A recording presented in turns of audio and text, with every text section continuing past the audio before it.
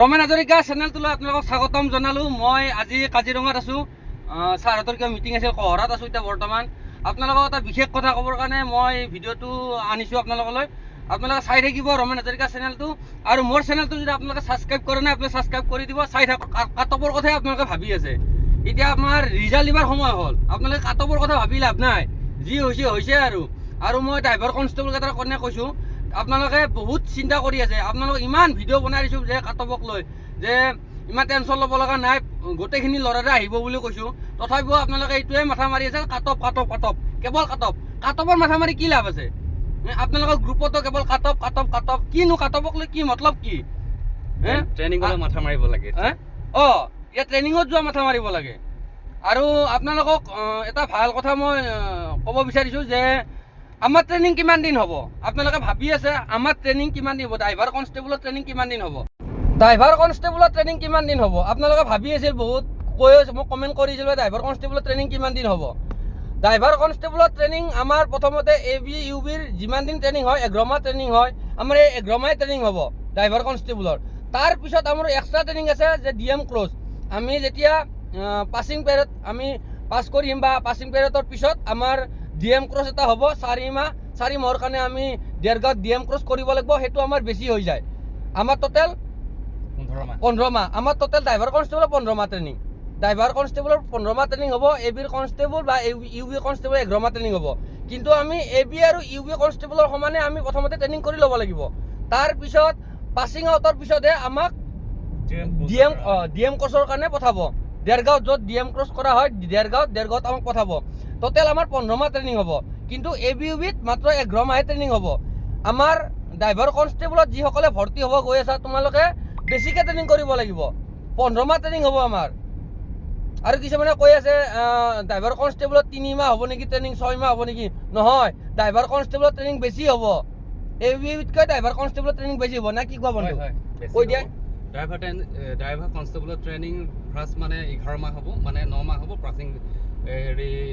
Passing আউটৰ কাৰণে 2 মাহৰ কাৰণে দেৰগাঁৱলৈ সকলোকে AB UB আৰু ড্ৰাইভাৰ কনষ্টেবল সকলোকে ৰাখি টোটেল 11 মাহ কৰিব।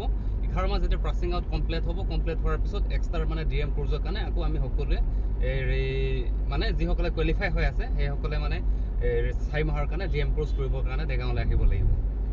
আপোনালোকে বুজি পালে, মোৰ বন্ধুৱে ক'লে আপোনালোকক। আৰু তেওঁ আমাৰ ইয়াতে দেৰগাঁৱত আমাৰ কিবা অলপ ট্ৰেইনিং হৈছিল এসপ্তাহৰ কাৰণে। তেখেতে আহিছিল তাত, আহি কিনে তেখেতে গুৰুজীসকলক সুধিছিল। সোধাৰ পিছত গুৰুজীহঁতে বুজাই কিনে কৈছে বোলে ড্ৰাইভাৰ কনষ্টেবলৰ ট্ৰেইনিং 9 মাহ প্ৰথমতে 9 মাহ ট্ৰেইনিং হ'ব। প্ৰথমতে 9 মাহ হ'ব, তাৰপিছত 2 মাহৰ কাৰণে আৰু মানে DM ক্ৰছৰ কাৰণে পঠাব। তাৰপিছত যেতিয়া আমাৰ পাছিং আউট হ'ব, পাছিং আউটৰ পিছত আৰু 4 মাহ আমি DM ক্ৰছৰ কাৰণে আহিব লাগিব দেৰগাঁৱত। টোটেল 15 মাহ হ'ব ট্ৰেইনিং। আপোনালোকে বুজি পালে কথাটো। আৰু এতিয়া আপোনালোকে ড্ৰাইভাৰ কনষ্টেবল কেইটাক কৈছোঁ দেই, তোমালোকে কেৱল এতিয়া কাটঅফৰ কথা মাথা মাৰি লাভ নাই। তোমালোকে কেৱল এইটোৱে মাথা মাৰা যে আমাৰ ট্ৰেইনিঙত যাব লাগে আৰু চবৰে নামটো আহিব লাগে। সেইটোৱে মাথা মাৰা, কেৱল কাটঅফক লৈ মাথা মাৰি লাভ নাই। যিসকলে মাথা মাৰি আছা, আৰু তোমালোকে টেনশ্যন ল'ব নালাগে। অল এভৰিথিং ট্ৰেইনিং পাবা। AB UB যি ট্ৰেইনিং কৰে চেম ট্ৰেইনিং পাবা, আৰু এক্সট্ৰাকৈ ট্ৰেইনিং পাবা। সেইটো কথা তোমালোকে বুজি পালা। এই শ্বহীদ দিৱসৰ কাৰণে আমি কহৰাত আহিছোঁ। ছাৰহঁত আহিছে, তাত মিটিং চলি আছে কহৰাতে, তাত আহিছোঁ আমি। আৰু আপোনালোকক মই এটা কথা ক'ব বিচাৰিছোঁ যে আপোনালোকে ড্ৰাইভাৰ কনষ্টেবলক লৈ বহুতে চিন্তা কৰি আছে যে ড্ৰাইভাৰ কনষ্টেবলৰ কেনেকুৱা কি ট্ৰেইনিং হ'ব। আপোনালোকতো ক'লোৱে, কথাটো বুজি পালে নে নাই? আপোনালোক তুমি কি ক'বা ড্ৰাইভাৰ কনষ্টেবলৰ বিষয়ে? কাটঅফ কিমানমান যাব পাৰে, বা ড্ৰাইভাৰ কনষ্টেবলৰ বিষয়ে কি ক'বা তুমি কোৱা? ড্ৰাইভাৰ কনষ্টেবলত কাটঅফ বহুত কম যাব। তোমালোকে চিন্তা কৰিব নালাগে, যিহেতু ট্ৰেইনিঙৰ কাৰণে ৰেডি হোৱা। সেইটোৱে, ড্ৰাইভাৰ কনষ্টেবল বহুত কম কাটঅফ যাব। তেওঁ ক'লে তেখেতৰো আছে ড্ৰাইভাৰ কনষ্টেবলত, এবাৰ ড্ৰাইভাৰ কনষ্টেবল তেওঁ দিছে। আমি একে বেটছৰে হয়। টেনশ্যন ল'ব নালাগে আপোনালোকে, কেৱল বিন্দাছ থাকা। আৰু ট্ৰেইনিঙৰ বিষয়ে কি কোৱা? কেনেকুৱা কি হ'ব, ক'ত হ'ব, সেইটো কৈ দিয়া। ট্ৰেইনিং মানে AB UB যেনেদৰে হয় তেনেদৰে ড্ৰাইভাৰ কনষ্টেবলো ট্ৰেইনিং হ'ব। বেচিক ট্ৰেইনিং 11 মাহ হ'ব, আৰু DM ক্ৰছৰ কাৰণে এক্সট্ৰাকৈ 4 মাহ যাব লাগিব। টোটেল 15 মাহ ট্ৰেইনিং হ'ব। এতিয়া 15 মাহ ট্ৰেইনিং হ'ব, বিন্দাছ থাকক, ট্ৰেইনিঙৰ কাৰণে সাজু থাকক, আৰু এইবিলাক কাটপ চাটপক লৈ বেছি ইমান টেনশ্যন লৈ থাকিব নালাগে, কেৱল ট্ৰেইনিঙৰ কাৰণে এতিয়া সাজু হওক, আৰু ট্ৰেইনিঙৰ কাৰণে মাথা মাৰক, কেনেদৰে আমি ট্ৰেইনিং কৰিমগৈ সেইবিলাক কথা সপোন ভাবি থাকক, কাটপক লৈ মাথা মাৰি থ'ব নালাগে, সেইটোৱে ৰেষ্টত থাকক, আৰু ৰেষ্টত থাকক, আৰু বাইক চলাই জাহা তাহা ঘূৰি ফুৰিব নালাগে। বাই চান্স যদি ক'ৰবাত কিবা এটা হৈ যায়, তুমি ট্ৰেইনিঙত এটেণ্ড হ'ব নোৱাৰিবা না, আৰু চাকৰিটো তোমাৰ যোৱা চান্স থাকিব। ট্ৰেইনিং পিৰিয়ডতে যদি ট্ৰেইনিঙে কৰিব নোৱাৰা, তুমি কেনেকৈ চাকৰি কৰিবা? গতিকে সেইকাৰণে এইকেইটা দিন এটলিষ্ট জিৰণি লওক, য'তে নাথাকক কিয় কাম চাম কৰিব নালাগে, আৰু বাইক চাইক চলাব নালাগে, গাড়ী চাড়ী চলাই মানে বেছি উৎপাত কৰিব নালাগে, য'ত ঘূৰি ফুৰিব নালাগে, আৰু সেইটোৱে আৰু চাই থাকিব, দেখাই আছোঁ আপোনালোকক। আৰু ড্ৰাইভাৰ কনষ্টেবলত DM ক্ৰছত মানে গাড়ীখনৰ বিষয়ে শিকোৱা হয়, গাড়ীখনৰ মেইনটেনেঞ্চ কেনেকৈ কৰিব লাগিব, বা ইঞ্জিনৰ বিষয়ে শিকাব।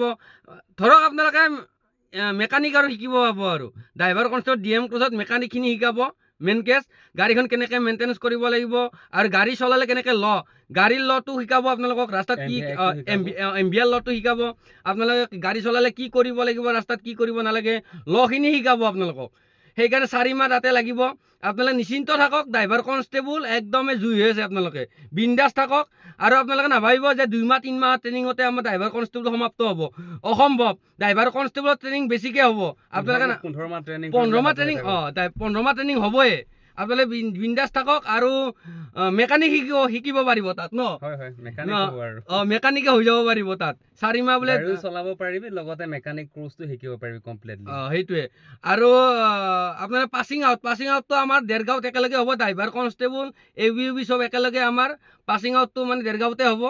তাৰপিছত লাষ্টৰ 2 মাহটো আমাক তাত ৰাখিব, 9 মাহৰ পিছত 2 মাহ, এই 2 মাহটো আমাক তাত দেৰগাঁৱতে ৰাখিব। আৰু পাছিং আউট হোৱাৰ পিছত আমাৰ 4 মাহ এক্সট্ৰাকৈ আৰু তাত ট্ৰেইনিং হ'ব, দেৰগাঁৱতে থাকিব লাগিব। আপোনালোকে পুৰা সাজু থাকক, আৰু এইকেইদিন ভালকৈ থাকক। তোমালোকে অবিশ্বাস বুলি নাভাবিবা, মই যিটো কথা কৈছিলোঁ আগত, যে অসম পুলিচ কনষ্টেবল ড্ৰাইভাৰৰ অল টোটেলছ 15 মাহ ট্ৰেইনিং, বেছিক ট্ৰেইনিং 11 মাহ হ'ব। এইটো মিছা কথা নহয়। মই দেৰগাঁৱত মানে ট্ৰেইনিং কৰিবলৈ গৈছিলোঁ, সেই ট্ৰেইনিঙত মানে গুৰুজীহঁতে কৈছিলে যে Assam police constable driver all totals 11 মাহ ট্ৰেইনিং হয়, DM কোৰ্চৰ কাৰণে এক্সট্ৰা 4 মাহ ট্ৰেইনিং হয়। কিন্তু ফৰেষ্ট বেটেলিয়ন কনষ্টেবল ড্ৰাইভাৰৰ দৰে নহয়, মানে সম্পূৰ্ণ এইটো বেলেগ হয়। ফৰেষ্ট কনষ্টেবল ড্ৰাইভাৰৰ 4 মাহ ট্ৰেইনিং হৈছে, কিন্তু অসম পুলিচ কনষ্টেবল ড্ৰাইভাৰৰ মানে 11 মাহ বেছিক ট্ৰেইনিং হ'ব, মানে এইটো 100% চিয়'ৰ হয় আপোনালোকে। আৰু তোমালোকে মানে এইটো কেতিয়াও মানে বেলেগৰ কথা শুনি অবিশ্বাস বুলি ভাবি নল'বা, এইটো কথাষাৰ সঁচা হয়। অসম পুলিচ ড্ৰাইভাৰ কনষ্টেবলৰ 11 মাহ ট্ৰেইনিঙে হ'ব, কিন্তু ফৰেষ্ট কনষ্টেবল ড্ৰাইভাৰৰ দৰে নহয়, কিন্তু এইটো সম্পূৰ্ণ বেলেগ হয়, বেলেগ এটা চেপ্টাৰ হয়। পুলিচৰ ল'বিলাকে বেলেগ, ফৰেষ্টৰ লগত নিমিলে, সেইটো ইমানেই হয়।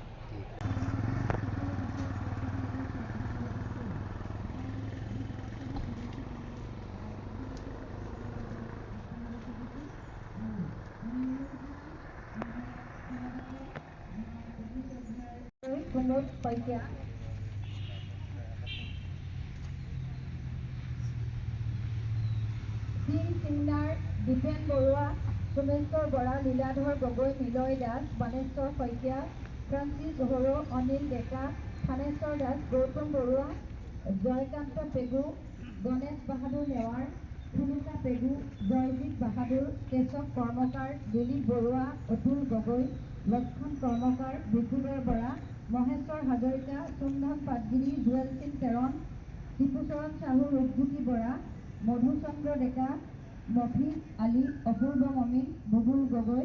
আৰু আমি 2025 বৰ্ষত অতি কম বয়সৰ এগৰাকী আমাৰ নতুনকৈ অহা বনকৰ্মী কাৰ্বি আংলঙৰ জিৰচং